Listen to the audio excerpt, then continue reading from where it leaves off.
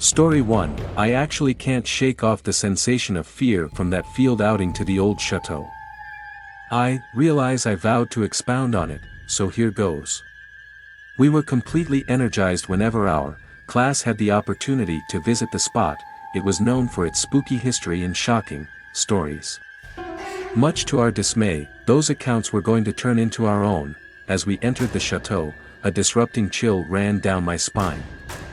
The air felt weighty, and the faint light created spooky shaded areas on the walls. Our colleagues were snickering and taking pictures, however I was unable to shake the inclination that we were being watched. The squeaking flooring sections and the far-off sound of murmurs made my heart race. From the get-go, things appeared to be typical. We split into more modest gatherings and started investigating various rooms. I was with my companions Lily and Alex. We snickered and kidded, attempting to persuade ourselves that the bits of gossip were only that, tales. However, at that point, as we went into a room on the subsequent floor, something felt off. We out of nowhere understood that we were unable to hear any other person. The chateau was frightfully tranquil. Alarm began to sneak in as we hurried back to the principal passage, expecting to track down our colleagues. However, they were no place to be seen. Maybe they had evaporated, like a phantom. We called out to out them. However, our voices appeared to reverberate through void lobbies.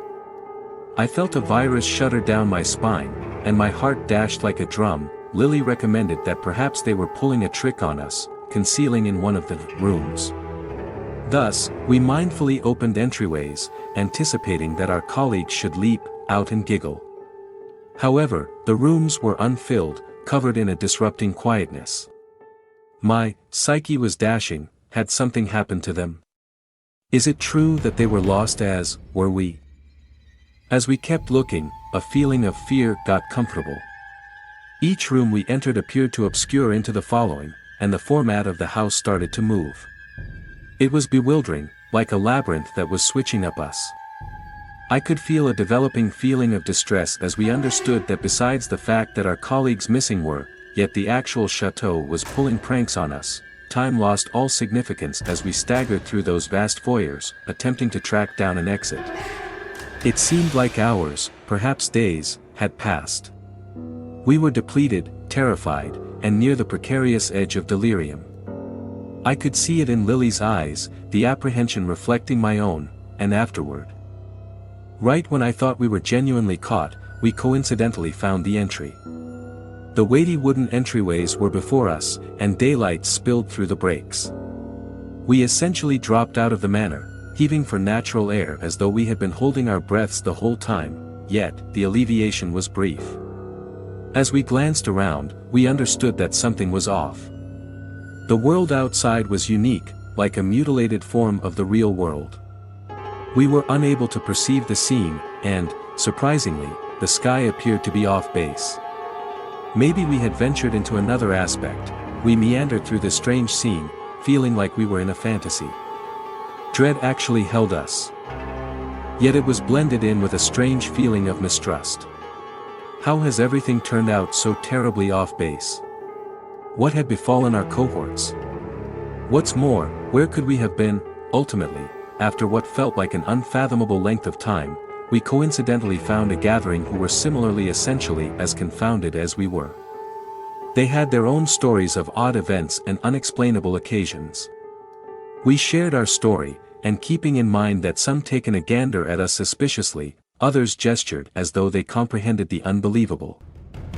Days transformed into weeks as we attempted to figure out our circumstance. We framed a kind of shoddy local area, depending on one another for help and solace. In any case, where it counts, the trepidation waited, the feeling of dread toward the obscure, the apprehension that we may in all likelihood never find replies, that we may in all likelihood at no point ever see our families in the future. Thus, journal, I'm right here, composing this record with the expectation that sometime in the future, some way or another, our story will contact somebody who can help us. I couldn't say whether we're in an equal universe, an alternate time, or something completely different. It should be obvious that we are the disappearing colleagues. Lost in a spot that challenges clarification, I'll continue composing, continue to report our encounters, with the expectation that one day, we'll see as a way back home. Up to that point, the sum total of what we have is one another and the expectation that far out in the distance, somebody is looking as far as we're concerned as well. Story 2. IV at long last accumulated the boldness to expound on that portentous school field outing to the spooky exhibition hall.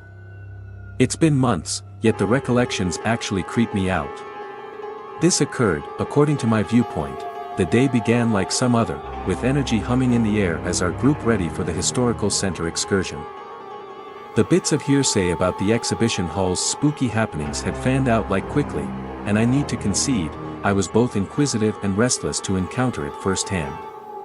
Much to my dismay, exactly the way that genuine those accounts would turn into, as we entered the gallery's terrific entry, a bizarre inclination washed over me, a blend of interest and premonition. The air felt weighty, and the lighting cast creepy shadows on the walls. Our instructor drove us through the shows, making sense of the set of experiences. Behind every ancient rarity, the gallery was faintly lit, and the showcases appeared to wake up under the delicate gleam of the bright lights. I was with my dearest companion, Sarah, and we remained together as we moved, starting with one display then on to the next. The curios were charming, yet there was a basic pressure all around. We traded apprehensive looks as we heard faint murmurs reverberating through the lobbies. From the get-go, we forgot about it, thinking it was only our creative mind pulling pranks on us. As we investigated further into the exhibition hall, the murmurs became stronger, and a chill got comfortable the air. I passed by an especially old composition, its eyes appearing to follow us as we moved. Goosebumps prickled my skin, and I was unable to shake off the inclination that something was watching us. It was the point at which we entered the segment devoted to old relics that things took a vile turn. The lights flashed, creating agitating, shaded areas on the walls. A shudder ran down my spine as I heard strides reverberating from behind us. I turned, hoping to see a gallery staff part, however the passage was unfilled. Sarah and I traded an apprehensive look, our disquiet becoming constantly. We animated our speed, expecting to find the remainder of the gathering. Yet, regardless of how quick we strolled, the distance among us and the exit appeared to extend farther. Alarm rose inside me as I understood that the design of the exhibition hall was moving. Entryways and passageways seemed where they hadn't been previously. We called out for our schoolmates, yet our voices reverberated through void foyers. The exhibition hall had transformed into a maze, and we were caught in its grasp. I could feel my heart beating in my chest, the trepidation almost choking out me. Sarah's hold on my arm fixed as we attempted to discover a way. Time lost all importance as we explored the bending halls, our franticness developing with every impasse we experienced. The murmurs had transformed into undeniable voices now, far off and creepy, similar to a chorale of phantoms. I was unable to know if the sounds were genuine or, on the other hand, in the event that they were reverberating to me, we coincidentally found a room that appeared to be not quite the same as the others. The air was thick with strain, and a virus breeze moved throughout the space. In the focal point of the room was a platform with an unconventional curio, a little, elaborate box. It exuded an energy that creeped me out. I felt attracted to it, as though it held the responses to our dilemma. Sarah and I moved toward the crate mindfully, our interest beating our apprehension. As I touched it, a flood of energy flowed through me, and I was overwhelmed with a surge of pictures, brief looks at the gallery's past, of individuals who had been caught very much like us. Maybe the ancient rarity was showing me its set of experiences, its account of hopelessness and yearning, and afterward, similarly as abruptly as it had begun, the dreams halted. The crate started to sparkle faintly, and a delicate murmur occupied the room. At that time, I felt an association, a bond with the relic. Furthermore, with a flood of assurance, I understood what we needed to do. I went to Sarah. My voice consistent regardless of the disorder around us. I made sense of my arrangement. We needed to figure out how to break the cycle, to free ourselves and the caught spirits who had preceded us. With freshly discovered mental fortitude, we took the antique and started following our means through the moving labyrinth. It was difficult, and on occasion it seemed like the exhibition hall itself was attempting to upset our endeavors. However, we proceeded, driven by the expectation that we could have an effect. The murmurs became stronger, and now and again, I could swear I saw transitory looks at individuals, shadows of the people who had been lost. After what felt like an unfathomable length of time, we ended up back in the room where it had all begun. The antique sparkle had escalated, and I realized the time had come. With a full breath, I put the crate back on the platform, and a blinding light wrapped us. At the point when the light blurred, we were as of now not in the gallery. All things considered. We remained outside, under the open sky. The air felt unique, lighter, liberated from the severe weight that had tormented us previously. The exhibition hall had vanished, and with it, the revile that had held us hostage. As we remained there, slowing down to rest, I really wanted to feel a blend of appreciation and wonderment. We had confronted the obscure, stood up to our apprehensions, and arose triumphant. The spooky gallery was no more, and however the recollections would continuously wait, they were presently touched with a feeling of win. Thus, dear diary, that is the account of the spooky exhibition hall field trip, an encounter that eternity transformed me, that showed me the force of fortitude despite dimness. As I compose these words, I can't resist the urge to grin, knowing that even in the most unnerving of circumstances, there's dependably a hint of something to look forward to. Story 3, it's been some time since that confounding school field outing, and I'm at last prepared to explicitly state the occasions. Prepare yourself for a story that actually feels like a strange dream, despite the fact that the recollections are perfectly clear. Everything started as a regular school day, with the commitment of an unprecedented field trip lingering palpably. Our class had been humming with fervor as we boarded an old, rare school transport. Much to our dismay that this customary transport was going to ship us to a remarkable experience, one that made no sense and reason. As the transport began moving, an odd sensation washed over me. The world external the windows appeared to obscure, and the sounds around me became suppressed. I traded confused looks with my schoolmates, and a feeling of disquiet got comfortable my stomach. Was this an intricate trick of some sort or another? In no time, the scene outside had changed totally. Gone were the recognizable roads and structures. All things considered, we were encircled by horse-attracted carriages and individuals' clothing that appeared as though it was from another period. Alarm held me, and I could hear the quick thumping of my own heart. The educator's voice popped over the radio, yet her words were jumbled and immense.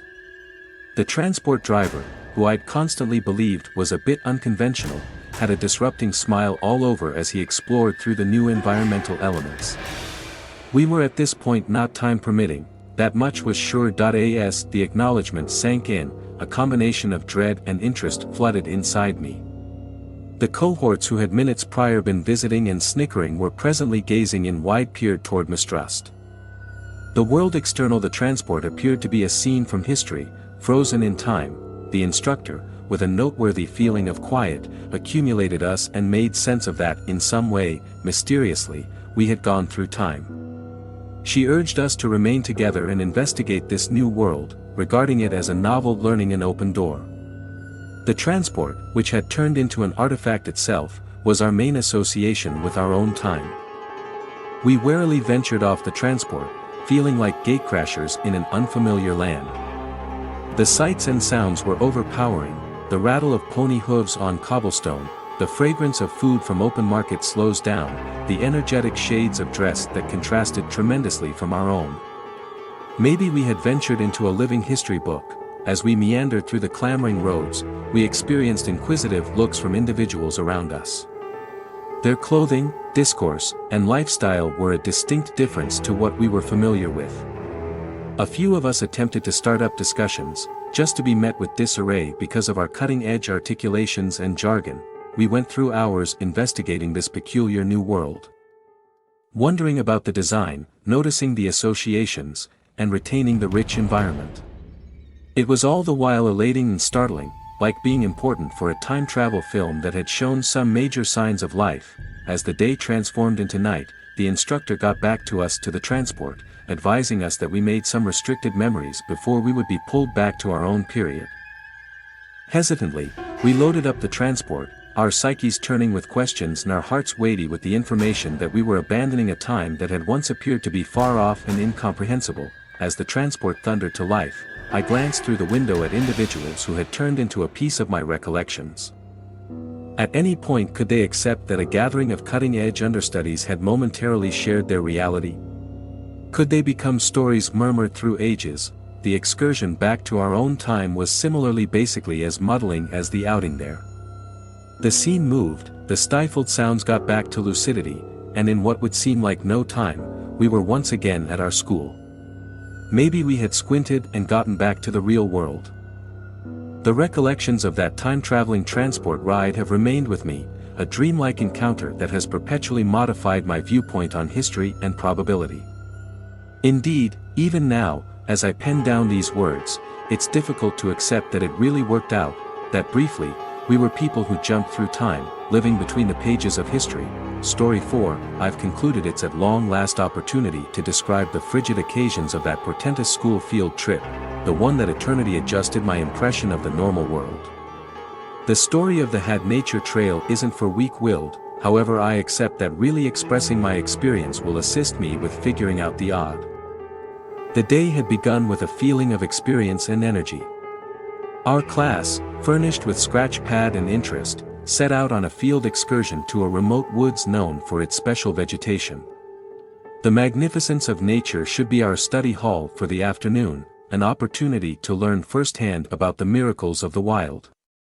Much to our dismay that the illustration we were going to get would be undeniably more frightening than anything we had envisioned, as we entered the woodland, the air was buzzing with the hints of birds and the stirring of leaves. The daylight sifted through the overhang, creating dappled shaded areas on the wood's floor. Our instructor's excitement was infectious. And we set off on the nature trail, anxious to find the privileged insights that the timberland held, yet, as we wandered further, an inconspicuous change came over the environment. The air developed weighty, and the daylight appeared to diminish. Maybe the actual woods was pausing its breathing, trusting that something will occur. I traded uncomfortable looks with my colleagues, yet nobody said a word. We kept strolling, driven by a blend of interest and fear. It wasn't some time before we saw something odd about the plants. They appeared to move voluntarily, their leaves jerking and ringlets stretching out as though connecting with us. From the beginning, we got over it as a stunt of the breeze, however soon obviously there was an unnatural thing about their way of behaving. As we strolled further, the plants developed more forceful. Plants folded over our lower legs, thistles scratched at our skin, and leaves brushed against us with a practically evil purpose. Alarm undulated through the gathering, and our instructor asked us to turn around. Be that as it may, when we attempted, the way appeared to move and change, driving us more profound into the woods rather than out. The murmurs started then, at that point, weak, far-off voices carried on the breeze. We stressed to hear them, however the words were incomprehensible, a chaos of mumbles that creeped us out. It was as though the actual pith of the timberland was addressing us, cautioning us, or maybe coaxing us more profound into its grip. We coincidentally found a clearing, a space where the trees appeared to part as though clearing a path for something. In the focal point of the clearing stood a tree dissimilar to some other, old and contorted, its branches turned into peculiar shapes. It emanated a vindictive energy, a power that appeared to beat in time with our dashing hearts, our educator. Her voice shudder, asked us to continue to move. Yet, maybe the actual backwoods had different plans. The way we had followed now vanished completely, supplanted by a maze of winding paths that drove us around and around. Alarm grasped us, and we understood that we were lost in a spot that resisted all explanation. The murmurs became stronger, more unshakable, until they were a whirlwind that took steps to overpower our faculties. It was difficult to recognize one voice from another, and the words they expressed were a tangle of dialects and indistinguishable expressions. The very air appeared to vibrate with their presence. As the hours passed, weariness set in, and our psyches started to shred at the edges. A few of us professed to see shadowy figures moving among the trees, while others swore they heard chuckling and cries. Reality itself appeared to obscure, and the line among bad dream and cognizant existence turned out to be progressively slim. In any case, when it seemed like we were near the very edge of losing our mental soundness, an advancement happened.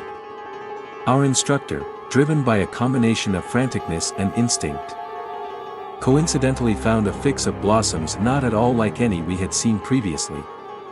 They shined with a supernatural light, and their scent was both quieting and fortifying. With the blossoms close by, our educator drove us back through the maze of trails, following a way that appeared to emerge before us. The murmurs blurred, the severe energy lifted, and the backwoods appeared to deliver its hold on us. We rose up out of the trees, battered and shaken, however alive. It was just when we were securely once again at the transport that we thought about discussing what we had encountered. We traded stories, attempting to get a handle on the peculiar situation that had unfolded. A few of us accepted we had experienced pernicious spirits, while others credited it to an unusual regular peculiarity. No matter what the clarification, one thing was clear: the Had Nature Trail was not a conventional backwoods. It was where the limits between the residing and the extraordinary were obscured, a spot that tried our boldness and strength even with the unexplored world. As I compose these words, the memory of that day is scratched into my psyche, an update that even the magnificence of nature can hold on to mysteries more obscure than we can envision. The Had Nature Trail instructed me that there are powers outside our ability to understand, powers that can curve and shape our general surroundings in manners that challenge clarification. Yours chasing getting it. Story 5. Now is the ideal time to put down the eerie occasions of that extraordinary school field trip, the one that acquainted me with an existence where reality and bad dreams impacted. Expounding on the ghost amusement park actually creeps me out, however I think sharing this story could assist me with figuring out the mystifying. The expectation was tangible as our group left on an excursion to an old, deserted carnival. Its transcending thrill rides and decrepit designs had a specific scary appeal, and we were anxious to investigate this spooky remnant of the past. Much to our dismay that the adventure of the ride would fail to measure up to the dread that looked for us. As we entered the recreation area, an odd sensation encompassed me. The air felt accused of a disrupting energy, and the breeze appeared to convey murmurs that I couldn't exactly make out. The ride stood quiet, frozen in time, their once lively varieties blurred and worn. A feeling of disquiet settled over us, however we shoved it to the side. Crediting it to the recreation area's frail appearance, we split into gatherings, everyone wandering off to investigate an alternate segment of the recreation area. I was with my companions Alex and Lily, and we advanced towards the old thrill ride. The rusted tracks squeaked as we drew nearer, and a shudder ran down my spine. It was as though the actual quintessence of the spot was bursting at the seams with a phantom energy. As we investigated, odd things began occurring. The lights on the rides flashed to life, projecting a frightful sparkle that appeared to hit the dance floor with the shadows. Music reverberated through the air, contorted and tormenting, as though played by ghost hands. We traded uncomfortable looks, yet interest defeated us, and we investigated. We before long understood that the rides were working all alone, trucks moving, lights blazing, and the hints of chuckling and shouts reverberating as though from some other time. It was strange, such as venturing into a failed-to-remember memory. We faltered, then, at that point, chose to board the exciting ride, an open door too unusual to even consider missing. As the thrill ride climbed the main slope, I felt a blend of energy and fear. Yet, the second the ride began its drop, a chilling acknowledgement washed over me. There were others in the trucks, shadowy figures that appeared to emerge out of nowhere. I squinted, thinking it was a stunt of the light, however when I woke up, they were still there. Alex and Lily were quiet, their countenances my very own reflection shock. The figures in the trucks were unclear, similar to ghosts trapped in a memory. They didn't respond to the ride's exciting bends in the road. All things being equal, they looked directly ahead, their eyes, unfilled and empty. Alarm pawed at my chest, and I needed just to get away from this terrible ride. The exciting ride appeared to continue everlastingly, each circle and drop more disgusting than the last. The shadowy figures remained, and their presence weighed intensely at the forefront of my thoughts. I was unable to tear my look away from them, couldn't shake the inclination that they were attempting to convey something, a message from past the cover of time.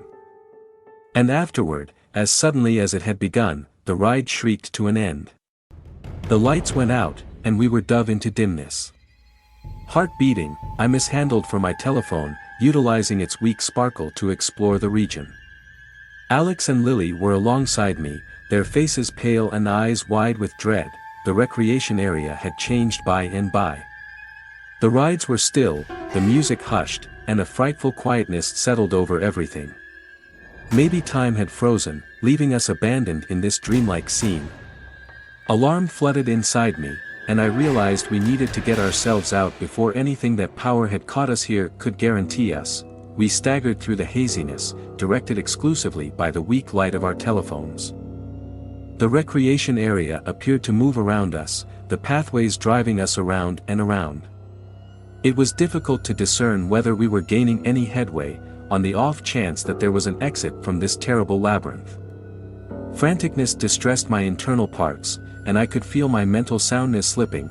However, at that point, a weak promising sign arose, a far-off light that appeared to slice through the obscurity.